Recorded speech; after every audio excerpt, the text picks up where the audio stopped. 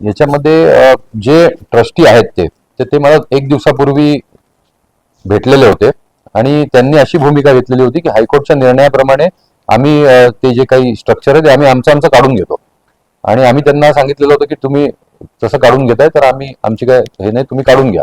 त्यावेळेला त्यांनी कुठल्याही सुप्रीम कोर्टमध्ये ते गेलेले आहेत किंवा अशा प्रकारचं काही आहे काहीच सांगितलेलं नव्हतं.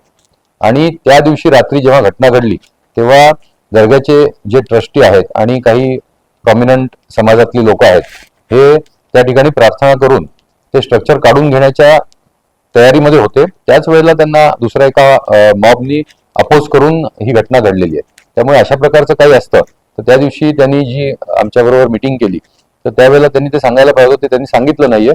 आणि त्याचबरोबर त्यांनी ती स्वतःहून आम्ही काढून घेतो अशा प्रकारची भूमिका त्या ठिकाणी घेतलेली होती.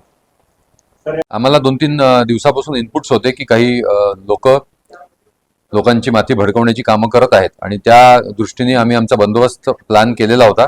SRPFच्या 3 कंपन्या आपण नाशिक शहरामध्ये बोलवलेल्या होत्या. त्याचबरोबर आमचं सर्व पोलीस दल हे अलर्टवर होतं आणि त्यामुळेच ज्या वेळेला इन्सिडेंट झाला त्यावेळेला आपण अतिशय क्विक रिस्पॉन्स आणि स्ट्रॉंग रिस्पॉन्स या ठिकाणी करू शकलो.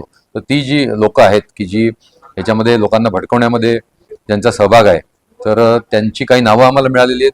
त्याचबरोबर इतरही काही नावं असतील त्यांचा इन्व्हेस्टिगेशनमध्ये तपास करून त्यांच्यावर कायदेशीर कारवाई करण्यात येईल. जे 1400 ते 1500 लोकांना इतर अज्ञात लोकांना आपण आरोपी बनवलेले आहेत तर ते कोण लोक होते, त्यांचा रोल काय होता याचा तपास चालू आहे. आमचा प्राथमिक फोकस जो आहे हा 2 गोष्टींवर आहे.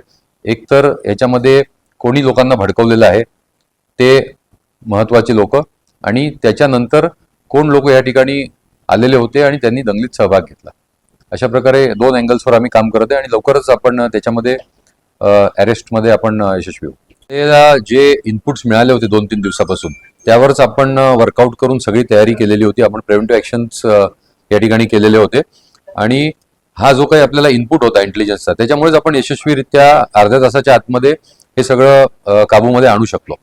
कारण लोक जमा होणं, कुठे जमा होणं, काय होणं हा स्पेसिफिक इनपुट जरी आपल्याकडे नसला तरी अशा प्रकारची घटना घडणार आहे आणि कुठल्या बाजूनी लोक येणार किंवा कुठल्या एरियात जमणार अशी ढोबळ माहिती आपल्याकडे होती आणि त्याच मुळे आपण त्या माहितीच्या आधारेच आपण सर्व नियोजन या ठिकाणी केलेलं होतं.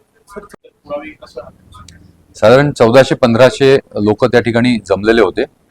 त्याच्यामधले ज्या वेळेला पोलीस त्यांना समजावायला गेले त्यावेळेला त्यांनी समजले नाही आणि त्यांनी दगडफेक चालू केलेली होती. पोलीसच्या 3 गाड्या फुटलेल्या आहेत. त्याचबरोबर 21 पोलीस अधिकारी आणि अंमलदार जखमी झालेले आहेत.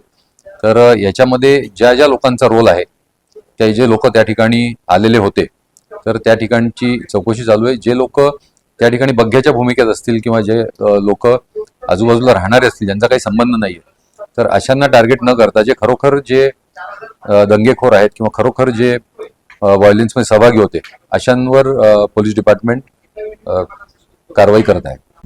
NCN न्यूजसाठी रोहनदानी, नाशिक.